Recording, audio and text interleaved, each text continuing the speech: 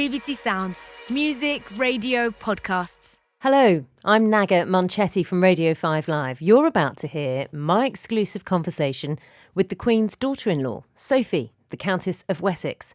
Our chat took in everything, from the horror of war crimes to family grief to lockdown life, and how the Duke of Edinburgh spent family time at Balmoral. I looked out of the window and I saw his Land Rover out on the lawn, and I was thinking, what on earth is he doing? And he was pacing up and down. Sophie, Countess of Wessex, has a growing profile, and she is keen to use that to promote causes she thinks are in danger of being forgotten. You may have seen her and her husband, Prince Edward, referred to as two of the Magnificent Seven top royals, although I can tell you she really raised her eyebrows when I mentioned that nickname in our conversation. We sat down for just over an hour, and we had that time because Sophie is resolutely passionate about raising awareness around a distressing issue. It's called sexual violence in conflict, essentially using rape as a weapon during warfare. This Saturday is the United Nations International Day for the Elimination of Sexual Violence in Conflict. Sophie says it isn't enough for leaders to just talk about it. She's hoping for action too. She's passionate that the world needs to take the issue more seriously. This is a war crime. I think people think of it as a lesser crime somehow. Rape is a weapon. It's used to subjugate whole communities. She also told me how difficult it is to keep up the profile of the campaign. We are in the middle of a pandemic, and so therefore, everybody's belts are having to be tightened, and that is understandable. But as a country, we have morals and codes of practice, and this is something that on a moral basis, I feel very strongly that we have to keep going, keep peddling, and I'll do my level best to keep it from slipping down the agenda. We talked about family life too. As a mother of two teenagers, the Countess is acutely aware of the much wider conversations about the role of women in the world. She told me that she talks to her children about all the issues surrounding harassment and consent. My daughter, she's 17, and she's quite aware of the work that I do. We chat about it quite a lot, and particularly if I've been on a trip somewhere. With my son, of course, he's 13 going on 14. It's slightly harder to have that conversation about my work, and he's at that age where he's much more aware of girls around him and everything. But interestingly, I think he's also quite conscious of this whole issue. Later in the programme, you'll hear her, understandably, becoming emotional when she recounts fond memories of her late father-in-law, the Duke of Edinburgh.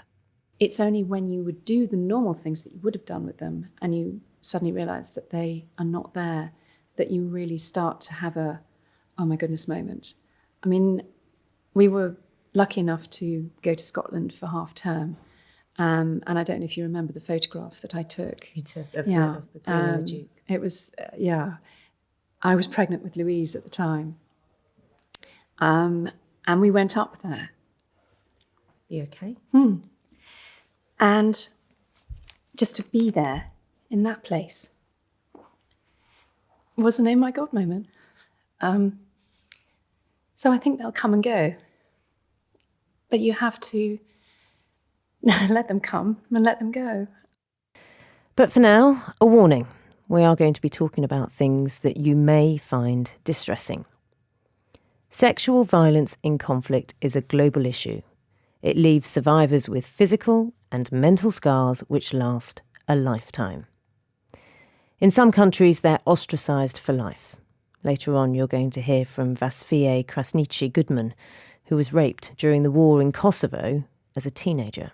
Rape did happen. It happened in presence of the family, but it was not something that they spoke about. It was always kind of like pushed under the rug. In recent weeks, there have been horrific reports of rape being used as a weapon of war in the Tigray region of Ethiopia. More than 7,000 Yazidi women are thought to have been taken hostage as sex slaves by ISIS. These, sadly, just a couple of examples. The Countess of Wessex began by telling me about the survivors she's met. They tend to want to tell me exactly what has happened to them. I didn't realise that this would be the case. And the first time I met with a survivor, I didn't realise that she was one. And I was not expecting her to tell me what she did. I must admit I was completely and utterly floored. It was all related to conflict-related sexual violence, and I was speaking mainly with people who are civil society members who help and try and support survivors and also work with organisations to try and support people. And this lady had been sitting there very quietly and not really engaging with what was going on. And I was going from table to table talking to the different groups. And I came to her table and there were 2 or 3 other women there who I was talking to, and they were talking about how they get together as groups and they go and visit people and they help them when it comes to restitution, trying to support them, trying to help them retrain, get businesses and to try and get their lives back together again. And this lady was, I'm guessing, probably in her 70s. But the country I was in has had conflict going back for generations. And so I wasn't sure whether or not she was going to talk to me. But all of a sudden she got up slowly and wanted to speak to me. And she opened her mouth and she started to tell me exactly what had happened. And I don't want to shock your listeners at all, but it was really upsetting, truly upsetting.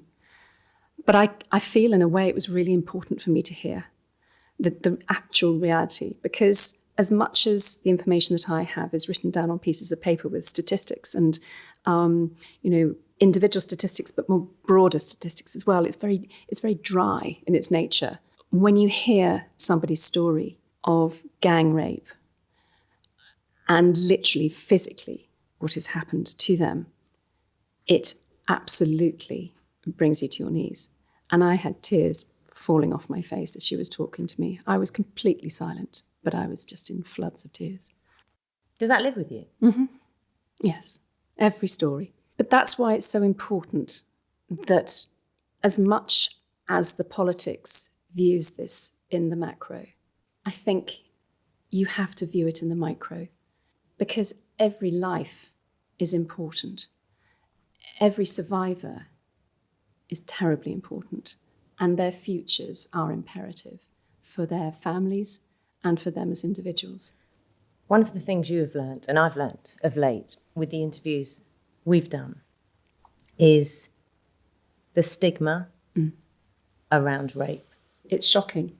And you then learn that for so many of these women, this is a secret that they will take to their graves. How are you going to help change that? Well, your profile, this is the obvious thing, isn't it? Mm-hmm. Your profile brings this to light. There's a reason we're talking today. I think being an advocate for these women, where these women don't have a voice, being a voice for them, making sure that this subject does not drop off the agenda. There may well be people listening who are wondering why the UK is supporting something like this. Well, rape and torture is a war crime, and people who perpetrate these acts have to be brought to trial. They have to atone for what they have done. And rape and torture is used as a weapon of war. And whilst we as a country step forward and try to assist when it comes to peace negotiations, weapons get laid down at the end of a war. But people who have been raped and tortured will carry that with them for the rest of their lives. And it doesn't just go away because a peace accord has been signed. So therefore, how can we change that? We can try and get more women around the peace table to form part of the negotiations. That would help a lot, because they understand in order to enact peace and to carry out that agreement, a lot has to happen at the grassroots in the communities, and they are so well placed to do that. But they also know the human cost of war, and it will go on. And of course, we cannot forget the children born of rape. I mean, and you would have heard accounts of how those children are ostracised from their societies as well. Yes. If you've got people that are ostracised from their communities, from their families, whether it be the women who were raped and are not accepted back because of the stigma, whether you've got children as well who are born from that rape, it's such a negative spiral. You know, a lot of these people can't get access to medical services, to schooling, to all sorts of support systems that would naturally be there for them if they were born in wedlock or, you know, or not born of rape. You've spoken about the UK's role, and you've been backing the efforts of the PSVI, which is Preventing Sexual Violence in Conflict Initiative. In practical terms, if we look at the funding for this, the budget fell from £15 million a year to £2 million a year in 2019. There have been criticisms about how much priority this has been given, and of course we are in a pandemic. What do you intend to do about that? What can you do about that? Talk to people like you.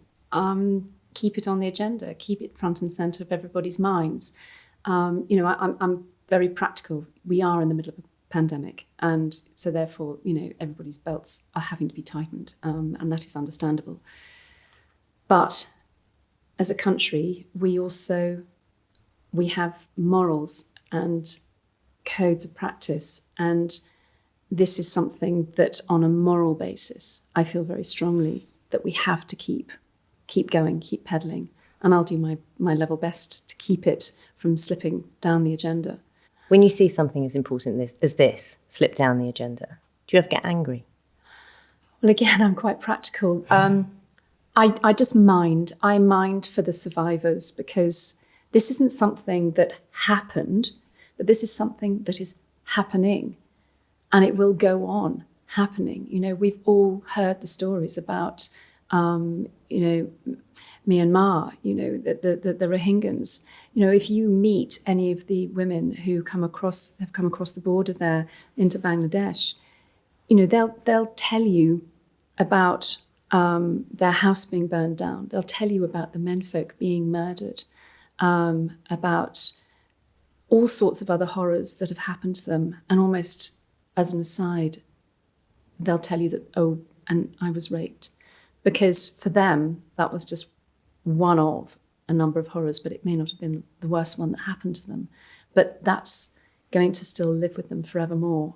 William Hague in 2014 at the PSVI summit in London said, "We believe the time has come to end the use of rape in war once and for all, and we believe it can be done." It's a bold claim. It is a bold claim, but as I said, this is a war crime.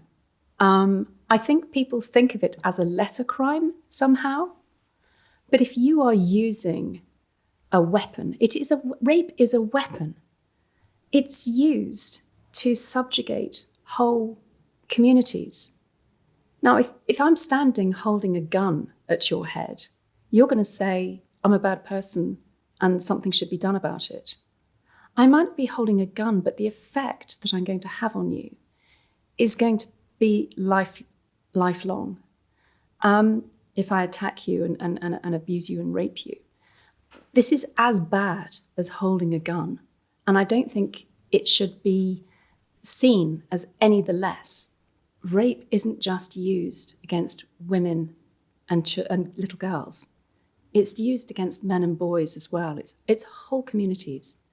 It's actually one of the most pernicious weapons of war that exists, and people have to atone for it, and that has to start at the top. What do you think could even come close? I mean, I look at your face and it seems like an impossible thing to prevent. Yeah. Well, it seemed so enormous. I was thinking, how on earth am I even going to be able to make the tiniest bit of difference?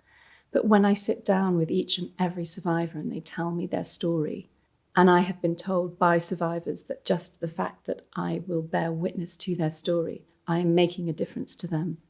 I have to concentrate on one foot in front of the other. Oh, do I have a magic wand? No, I don't. But I have a position to be a force for good and to make sure that countries like the UK continue to invest in people's futures. How much of this do you think should be taught in schools? I'm not talking about dates. I'm not talking about the number of people killed. I'm not talking even about the number of people raped. I'm talking about understanding what the realities of war are. How much should be taught in schools and when? I think that's a good question. I see no reason why not to teach it in schools, because it is a reality. I think it's important to put war into context as to what really happens, without frightening people and making it too unpalatable. I think it would be important to actually cover that as an issue. How appropriate it would be, I don't know. I'm not an educationalist, but I do think that in terms of understanding that there are multiple weapons that are used in war, and it is not all about guns and bullets. 1.4% of rape cases recorded by police lead to a suspect being charged. Now, you are well aware of these statistics. There are women in this country, in the UK, who don't speak up, who have been raped in everyday society. Well, I think the whole awareness of sexual abuse of women has been growing very recently. And I think it has to form part of that conversation as well. That's not necessarily going to make it any easier for women to come forward and report a rape. But I think the more conversations that take place and the more confident girls and young women are to talk about these things and to call it out, and to call out any kind of behaviour that they're not happy with, hopefully that might give them more confidence. And the more people that come forward, the more momentum that it will hold. You would have heard about the website Everyone's Invited, and the sexual assault, abuse, invasions that girls and boys have experienced in schools, and having a platform to put their experiences on anonymously. And it's invited the conversations about parents having conversations with their children. Have you had those with your children? Yes, I mean, obviously my children are different ages and different sexes. So, you have to measure what it is that how you talk about these things. My daughter, she's 17 and she's very aware of this kind of thing.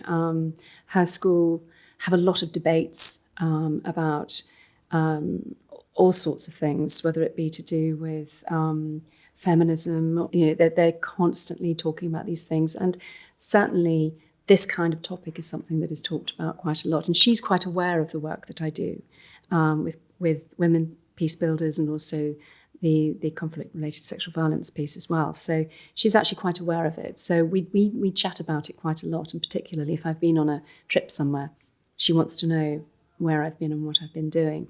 And it's easy to have that kind of conversation with her. With my son, of course, I mean, he's 13 going on 14. It's slightly harder to have that conversation about my work. And he's at that age where he's much more aware of girls around him and everything. But interestingly, I think he's also quite conscious of this whole issue of inappropriate behaviour between girls and boys. So he does seem to be quite aware of it. And I think that's partly to do with school, but also partly to do with what they chat about on social media and things. It's also about empowering children, whatever sex, to call it out, the phrase you used earlier on, because that's not easy. No. Amongst your peers. It's not, but hopefully I think it's about having honest, open conversations as a family, but also hopefully in school settings as well. And certainly this website, I hope, has gone some way towards making young people feel that, one, as a subject, it is something they can talk about, even in an anonymous way. They've been able to say something, what happened to them, and actually stating what happened to you is the first step. And I would hope that this leads on to other conversations about how to deal with it, what more can you do? And hopefully the door is open now. How important do you think it is to engage leaders of armies, leaders of countries, men, to take away the stigma of anyone who has been raped, who has been physically violated? It's absolutely crucial. Men have to be part of the conversation. It's terribly important that men at the top show leadership on this, because without their leadership, it's top down, bottom up, basically. It has to be a collective movement towards trying to end this, if an end is to be sought. Do you feel any optimism that there are leaders who are taking that? And Yes. I'm not talking about leaders as in the UK, the leaders where this is happening now.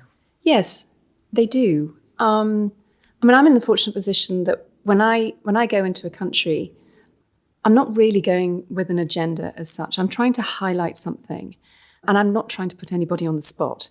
And I've had some really good conversations with leaders right the way around the world. I mean, the president of Kosovo was hugely supportive when I went over there, and he publicly called for women who are survivors of rape, of their war, don't forget, 20 years ago, to come forward. Sadly, so many of them don't, but at least he engaged. And again, leaders wherever I've been have been, actually, generally speaking, very engaging. But it's about turning that engagement into some form of action, and that's where it can sometimes get tricky. It's not easy. I mean, everything costs money, but just in trying to recognise that this is an issue, calling for an end to the stigma is a huge step forward for survivors. But it's about asking the question, what is right for you? What is it that would help you put one foot in front of the other, and not entirely move away from it, because I don't know how they can, because, as I say, it always lives with them. But being able to access the proper medical support that will literally mend them physically, because so many of the women, the older ones particularly, you just see by the way that they move, they're living with terrible internal injuries that have never been properly looked after. If you have been affected by issues that were raised in that conversation, there is a range of organisations and websites which can offer you advice and support. You can find them listed on the BBC's Action Line website, bbc.co.uk/Action Line. The Countess of Wessex, obviously, there talking about how to ensure this issue doesn't fall off the agenda. Well, we have been talking to the Foreign and Commonwealth Office about what it's been doing to help survivors around the world, and it said the Preventing Sexual Violence in Conflict Initiative, PSVI, was launched in May 2012. A decade on, preventing sexual violence and responding to it continues to be a UK priority. The UK remains a global leader in this area. The UK has committed more than £48 million to this. That's funded more than 85 projects in 29 countries. More than 17,000 police and military personnel have been trained up, and UK teams of experts are regularly deployed overseas to work on this. UK deployments have been made to Mali, Bangladesh, Zimbabwe and Uganda. The Foreign Office says it is soon to deploy to Tigray. Rape being recognised as a war crime. It has been since at least the end of the First World War. However, it wasn't until the 1990s that it began to receive serious international attention, and that followed the brutal conflict in the former Yugoslavia. 20,000 women are thought to have been raped in Kosovo alone. That includes Vasfije Krasniqi Goodman, who is the first Kosovan survivor to speak publicly about what happened to her when she was just 16. That was more than 2 decades ago. She's now an activist. She's met the Countess of Wessex. She did so in Kosovo in 2019 when Her Royal Highness visited a memorial for survivors of sexual violence. Now, I warn you, Vasfije's experience is terrible. You may find it distressing. This year, Vasfije became a member of Kosovo's parliament. So I began, when I had my conversation with her, about asking what it was like becoming a politician for the first time. It's something very new to me. I'm not a politician by any means, but I was asked to run for an MP, and I did, and fortunately I won. What's your intention? What work do you want to do? First and foremost, I'm there to help the survivors of sexual violence from Kosovo War, to help make their life a little bit easier and make some changes within Kosovo laws to support the survivors and seek justice. Now, you know from experience why it is important to be able to speak up. You became the first woman to speak publicly about being raped during the Kosovo War. Can you tell me your experience, please? I can share a little bit without going into details because every time I do share my story, it takes me back to 1999, and it's difficult for me to relive the trauma every time I speak about it. Whatever you're comfortable with. Thank you. At the age of 16, I was abducted from my family's home in presence of my mom, my aunt, and my cousins. I was abducted by a Serbian police officer. I was taken nearby a Serbian village where I was raped by an officer and armed person with civilian clothing in 1999. It was something that I don't wish anybody to live to that. It destroys you. It destroys your life.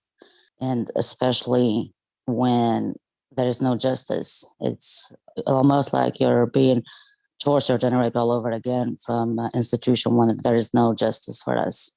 Why did you decide to speak about your experience publicly? I've decided to speak in public with me and my family and my friends. I have the freedom to share my story with close people in my life. And in Kosovo, unfortunately, not many women have that support. And it was very important for me to speak up in public because in Kosovo, they have heard many stories from survivors, but it was always hiding their identity. And it's not the same outcome when you're sharing your story with your face and your name and you're sharing it with public. I found that it was very important for me to share so the Kosovo community, Albanians, they know what we went through because rape did happen. It happened in presence of the family, but it was not something that they spoke about. It was always kind of like pushed under the rug. I took it up on myself to share my story and to help survivors. And so here we are now, almost 3 years later, hoping for survivors to have courage and have family support where even if they don't share the story with public, at least have the support to share it within the family and friends so they're not carrying the burden by themselves. It's estimated that there are around 20,000 sexual violence survivors of the Kosovan War. Why is there such stigma against those who were attacked, who were abused, and not stigma against those who abused, who are the criminals? The stigma is very much still there. It's not just in Kosovo, it's everywhere where there's a war, there's a conflict, there's always a rape. But the stigma, it comes from society, it comes from families. We are always stigmatized, and it's always the victim blaming and victim shaming and not the perpetrators. And that's something that for me is very hard to wrap my head around it. Why are we being stigmatized and blamed for something that happened against our will? Most of us were raped at gunpoint, and it was something that we couldn't even protect ourselves. 20 years later, we are still stigmatized by the society and families and friends. How did your family react when you spoke to them and said you wanted to speak publicly about this? You've said that they were very supportive. I come from a big family. I'm the youngest of 9. And I think in my family, my older siblings, I think they feel guilty because they weren't able to protect me. Unfortunately, my parents are both gone now, but no one could protect me then. I think the reason they supported me now because they feel guilty. I was their youngest one. I was their baby sister. No one was there to protect me. For the love and everything that we had prior to the war and how close of a family we are, they did not stigmatize me. They did not make me feel ashamed of what has happened to me or treat me any different from my other sisters. I was always their youngest baby sister, and they always supported me. They never talked about me or made me feel like it was my fault what happened to me. When you decided to speak up about the attack in public without hiding your identity, when was that? Where was that? And what was the reaction? I spoke up in October 16th of 2018. I went back to Pristina because I do live in the United States now. I went back in Pristina and I shared my story. The reaction, for the most part, it was really well. Society was ready to hear the story with the face. I did get some backlash, some not so good comments, but, there will always be people like that. Especially it helped the survivors because at that point, the survivors kind of had an idea how their family is reacting to sexual violence, that somebody's speaking out, because we do have survivors that even the husband doesn't know that she's a survivor herself. And when I spoke in public, at least they got an idea what does the family think of sexual violence survivors. Are they still blaming them or otherwise? I fought for justice since 1999, right after the war ended, when United Nations came to Kosovo. I believed so much in their right doing and justice that I decided to file my case, to report my case to the UN. Years went on, nothing happened. My family, the witnesses that they saw when I was abducted, they were interviewed in 2003, and my brother, and so on. But nothing really happened with my case until 2010. I went and talked to them to see what's going on with my case, and they didn't even have my case. According to them, United Nations has lost my case, meaning they have misplaced the files. So we had to start from the very beginning. How did that make you feel? Because already this is 11 years on that you've gone through this, wanting justice, and then to be told, actually, all the work you'd put in, all the hurt you'd relived, had vanished. It was very difficult because I had to relive it again, and I had to, 11 years later, I had to remember every detail and tell them every detail of that event. But it was something that I was ready to do because I was hoping I'll get justice. And that's something that even to this day, it bothers me and makes me sad that I never achieved justice. And so when the trial started in 2013, a basic court found them not guilty. And I appealed the case. We took it to appeals court. One got 10 years and the other one got 12. And then the Serbians took the case to Supreme Court, where the Supreme Court overruled the verdict of appeals court. And that's how they both walked away free. What did that do to you? It destroyed me from the beginning. There is nothing worse that can be done to a survivor than deny justice. When you don't have justice, our soul is crushed all over again.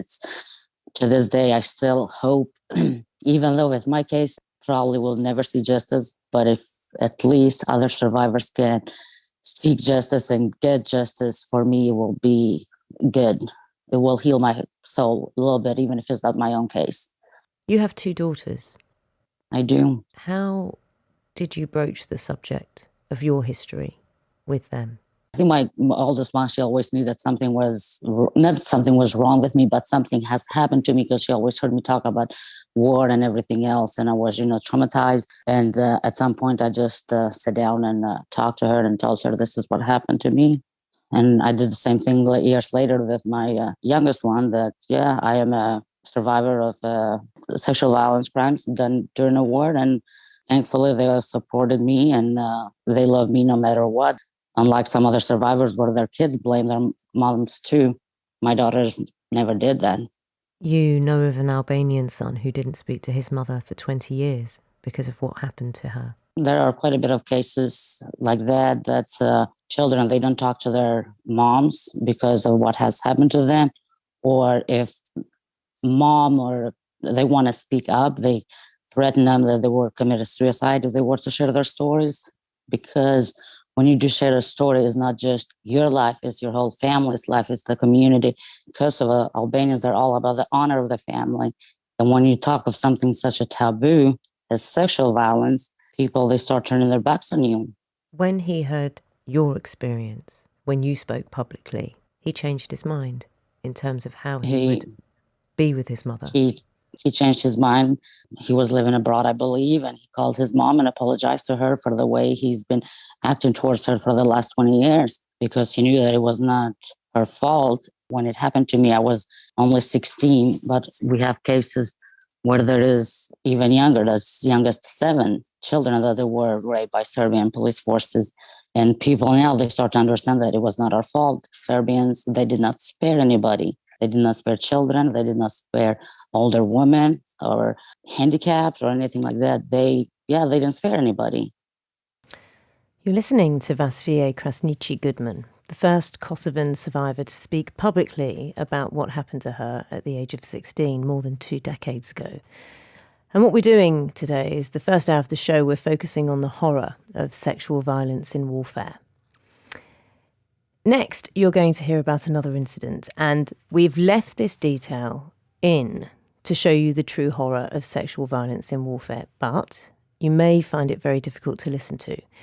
So I'll let you know the rest of the tape is 3 minutes long, so if you feel the need, please step away from us for a short while if you feel this may be too much for you. We'll return to the interview now, where Vasfi recounts another story of war. The 7-year-old you're talking about, her name was Yita. That's what we call her. Yeah, we call her Yeta, but that was not her original name, but we call her Yeta, yeah, which means life in Albanian. And unfortunately, she couldn't handle what her body went through and she passed away. She was gang raped by Serbian forces. Yes. Vasfia, when you get time, when you get space, when you get time to be the person you are, away from this fight, who are you? I try most of the time, I try to be, I'm a mom, that I enjoy being a mom and enjoy life. I try to think of the future, but it's really, really hard when you think of what has happened to me. Some days I still have hard days, hard moments, hard minutes, and it kind of takes you back. You're enjoying life and you're looking forward to the future, and then you stop and think back of your life has been destroyed at such a young age. It's very difficult to always be happy go merry around. It's just difficult. And now when I do talk to survivors, not just from Kosovo, but from around the world, and it's quite difficult to be you when you were destroyed at a very young age. And the perpetrators are just walking free, they're enjoying life, and they destroyed you, and they're not being punished. How do you control your anger?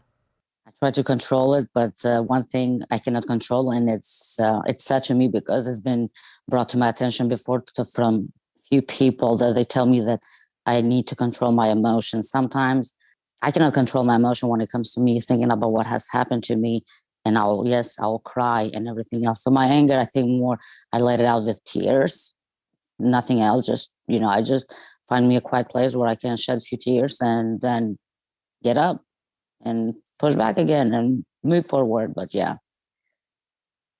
it's difficult. I'm going to finish by letting you just appeal to the world or to people in power to do more.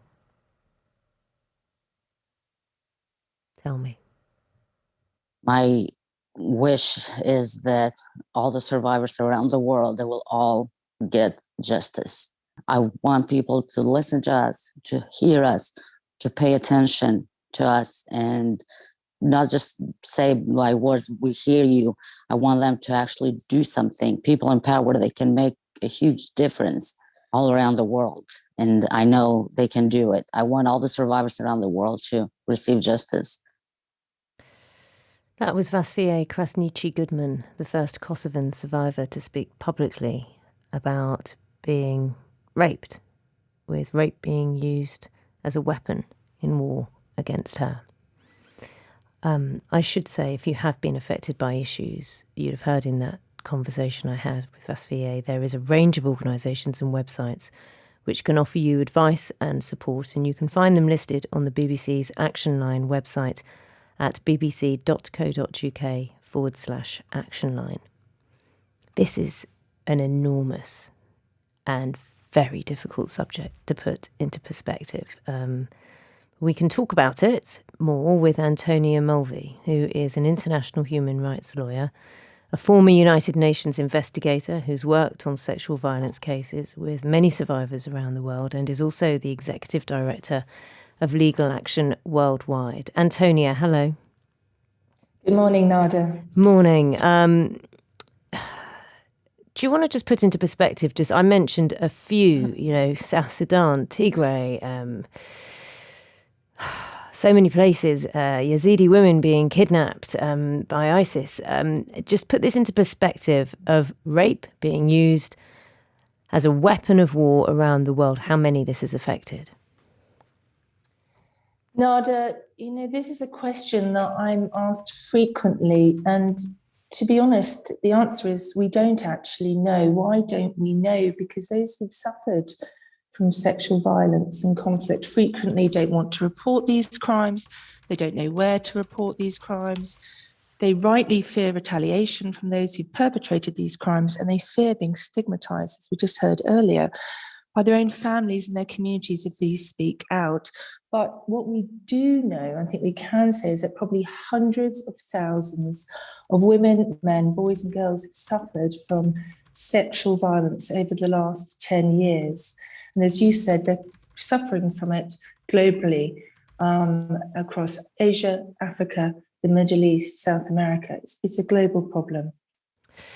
I asked the question, let's talk about William Hague, who is part of the PSVI, who says he believes that this can be stopped. Rape being used as a weapon of war can be stopped. Do you think it can? Nada, well, let's put it this way. Sexual violence doesn't automatically occur in every conflict. We have the recent situation of the Israel-Palestine conflict where sexual violence hasn't taken place. So it's not automatic. Having said that, we have to also start from the presumption now that it probably has taken place. I want to give you a couple of examples, but also what can we do about it? For example, we've just looked at the situation of Lebanon in 1975 to 1990. We undertook a preliminary investigation research into gendered crimes. And what we discovered was that sexual violence, including rape, took place on a large scale, and yet it hasn't come to the forefront. It hasn't come to the public. And one of the reasons when we spoke to the survivors and to the victims, because not everybody does survive, as they said, nobody asked us about it.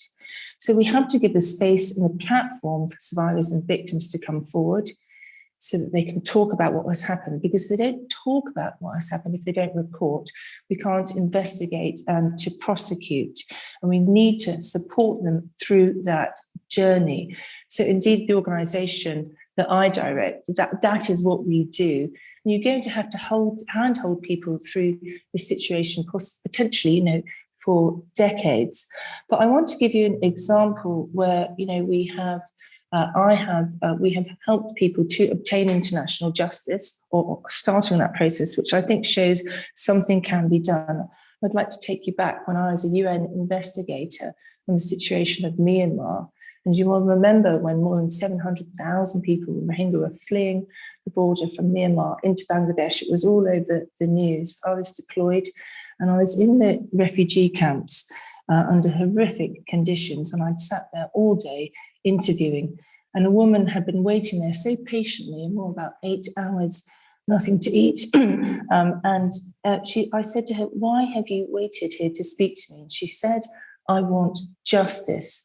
And then I asked her what had happened, why had she fled Myanmar?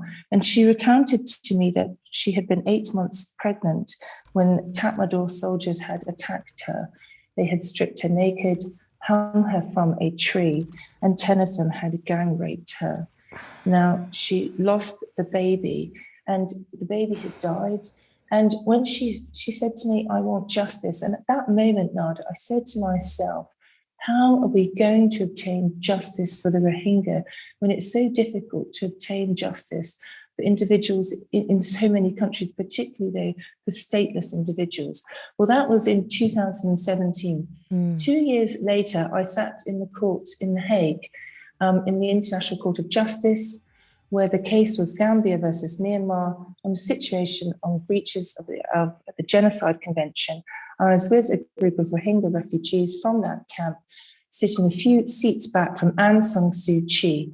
And the words of the woman, that incredible woman, were read out by the Minister of Justice of Gambia to support the case of the genocide case, Gambia versus Myanmar. Her words were there in The Hague. And I thought to myself that if survivors and victims have the bravery to come forward, there we saw a case at the highest court in the world, an international justice being dispensed. And for the Rohingya, that was a momentous moment in their journey for justice. Antonia, thank you very much for your time with us. That's Antonia Mulvey, who's an international human rights lawyer. and a former United Nations investigator who's worked on sexual violence cases with many survivors around the world. And understandably, some of what you've heard in the last half an hour and the last hour would have been very distressing to you. It is a very distressing and emotional subject. And I should say that if you have been affected by issues in this discussion, there is a range of organisations and websites which can offer you advice and support. And if you need those, you can find those listed on the BBC Action Line website, and that is bbc.co.uk/Action Line. I've been talking to the Queen's daughter-in-law, Sophie, Countess of Wessex, about her work when it comes to raising awareness about sexual violence in warfare. Beyond this cause, I've had a really great chance to find out about more. Who is Sophie, Countess of Wessex? And we thought it would be interesting to give you an insight into someone who's always been there, but perhaps never at the front of the royal affairs and the image of the royal family. And bear in mind, Sophie married into the family 21 years ago, and she is known to have been close to her father-in-law, the Duke of Edinburgh. And as you hear, she becomes very emotional when she talks about him. She has some really lovely family memories to share. And she began telling me how, like many others, the royal family is finding it strange to grieve during a pandemic. It's hard to spend as much time with the Queen than we would like to. We've been trying to, but of course it's still not that easy. And of course, the normal way of things isn't normal yet. So we're not necessarily doing the things that we would normally have done with him. So I think the whole grieving process is probably likely for us to take a lot longer. It may be the same for many other families out there. Because if you're not living with somebody 24/7, the immediate loss isn't necessarily felt in the same way as if somebody was in the house with you all the time.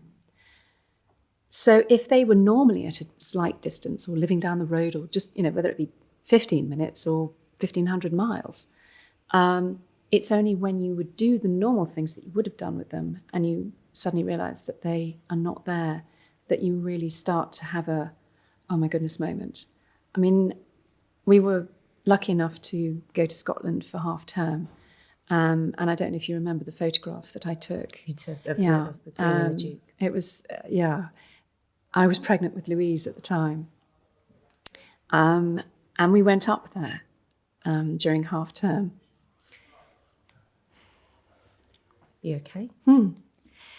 And just to be there in that place was an oh my God moment. So I think they'll come and go. But you have to let them come and let them go. But just talking to you now, it's a bit of an oh my goodness moment, which you don't necessarily expect, and you don't expect them to come. I had the same when I lost my mother. I'd be fine, absolutely fine. And then something happened, or you'd hear a piece of music, or you'd do something, and suddenly you would, get taken off at the knees. So there'll be lots of moments like that, but it's good to remember. You happy to continue talking? Yeah. One thing that's wonderful is when you see... I'm fine, don't worry. One thing that's wonderful is when you see traditions carried through families.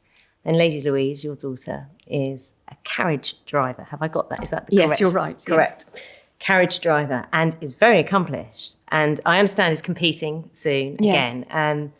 To me, it looks like a sport of lunacy, may I just say. You're not wrong. It looks absolute madness. But very brave. And she's inherited his skills, but also maybe his carriage. And how excited are you about that?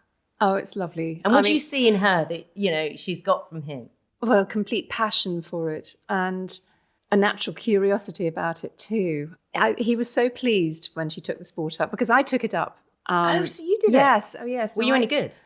I was okay. Well, I was really at the beginning of my carriage driving career, and then I fell pregnant with Louise. So I then had to sort of, hang up the reins. So I was really delighted when she decided that she wanted to have a go. And my father-in-law was always so good at encouraging. So he was really encouraging of Louise. And when she not only said, "Please, can I have a go?" but then showed a flair for it, and he was just brilliant with her. And they used to chat away about it, and he would always turn up if she was competing in the Great Park. He'd always turn up to watch her and watch her training days. I remember once when we were at Balmoral on a holiday, there's a wonderful, huge lawn outside the front of the castle, and Louise had put the cones in a paddock somewhere so she could go and practice them. I looked out of the window and I saw his Land Rover out on the lawn, and I was thinking, what on earth is he doing? And he was pacing up and down, putting the white boards out. And I suddenly realised he'd collected all of the boards that formed the outer ring of the dressage arena, and he was setting it up in prime position on the lawn in front of the castle. To his mind, it was the flattest piece of lawn anywhere. I'm not sure the Queen was quite as excited as he was, because, of course, it's a very nice, smart lawn. Louise was... I called to Louise to look out of the window to see what her grandfather was doing, and she was absolutely horrified, because, of course, it was front and centre. Everybody was going to be able to see what she was doing. And so we spent the entire time going round. Every time she went round, going, "Oh no, we're leaving terrible tyre marks everywhere," and also having to move the boards every couple of days because the grass was growing up underneath them. But in his mind, it was completely practical, of course, because it's a lovely, beautiful open area of grass for her to be able to practice her dressage without having to go over a really bumpy sort of unknown paddock. Also, I imagine he wasn't the one who was going to be argued with. It's his lawn. Not really. As I say, the only other person that had something to say on the subject was the Queen. Interesting, with the pandemic. I mean, Lady Louise is 17. Yeah. She's lower sixth now. Yes, she is.